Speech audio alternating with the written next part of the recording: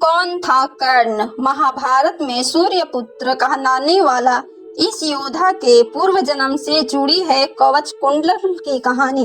भोर का समय है, आकाश बिल्कुल साफ है और नदी का जल शीतल। पंछी अपने घोंसलों से निकलकर विरह को निकल चुके हैं।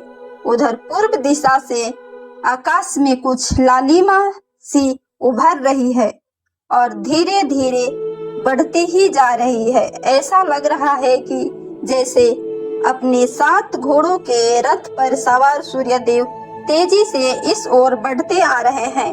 प्रकृति के इस सौंदर्य के बीच एक और ध्वनि गूंज रही है। ध्यान से सुनो, पर लगता है कि यह गायत्री मंत्र है।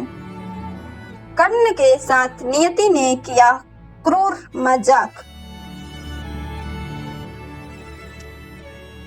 पर इतनी सुबह गायत्री मंत्र का पाठ करते हुए सूर्यदेव को अर्घ देता यह युवक कौन है? यह कोई और नहीं, कर्ण है। महाभारत में इसे महादानी, महान धनुधर और महावीर होने का गौरव प्राप्त है। उसे महारथी और कर्ण महाभारत का एक ऐसा पात्र है जिसके साथ नियति जन्म से ही क्रूर मजाक शुरू कर देती है। पैदा होते ही माँ से बिछड़ना पड़ता है। पाखर मेधावी होते हुए भी शिक्षा से वंचित होना पड़ा। किसी तरह कौशल का प्रशिक्षण मिला भी तो वह भी श्राप के साथ। सुत पुत्र कहा गया। प्रेम में भी छल, विवाह में भी छल, रण कौशल में भी छल, और जब अपने जीवन का सबसे जरूरी युद्ध लड़ने खड़ा हुआ तो जीवन ने फिर छला। ठीक उसी समय कर्ण को पता चला कि वह तो कुंती पुत्र है, पांडवों में सबसे बड़ा है। लिहाजा यहाँ भी बिना लड़े युद्ध में हारना उसके भाग्य में लिखा गया। फिर भी एक आशीष कर्ण से कोई नहीं छीन सका। वह था सूर्यदेव का आशीष। महान कर्ण विश्व के महान और त्याग की मूर्ति देवता सूर्य देव का पुत्र था।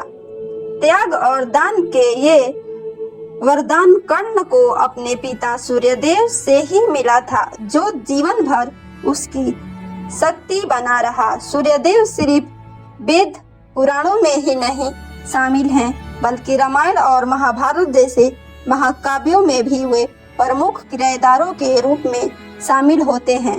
श्री राम का तो जन्म ही सूर्यवंशियों में हुआ था, तो वहीं महाभारत में वह कर्ण के मानस पिता के रूप में दिखाई देते हैं। कैसे हुआ कर्ण का जन्म?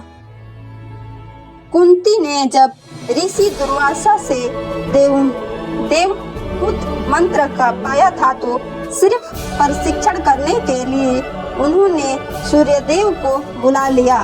लिहाजा उन्हें बिना विवाह के ही मां बनना पड़ा था। इसी लोकलाज के कारण कुंती ने अपनी पहली संतान कर्ण को जन्म के बाद ही गंगा में बहा दिया, जो कि बाद में दानवीर कर्ण के नाम से जाना गया। कर्ण के जन्म का रहस्य भी पिछले जन्म में सूर्यदेव को एक वरदान में छिपा है। कर्ण का जन्म होना और जीवन भर यातनाएं भोगना भी उसके पूर्व जन्म का फल था। सतयुग में नर और नारायण ऋषि, जो कि श्री हरि के वंश अवतार थे, वे तपस्या कर रहे थे। दर्भ नाम का एक राक्षस को वरदान था कि उसका वध वही कर सकता है जिसने 1000 साल तप किया हो।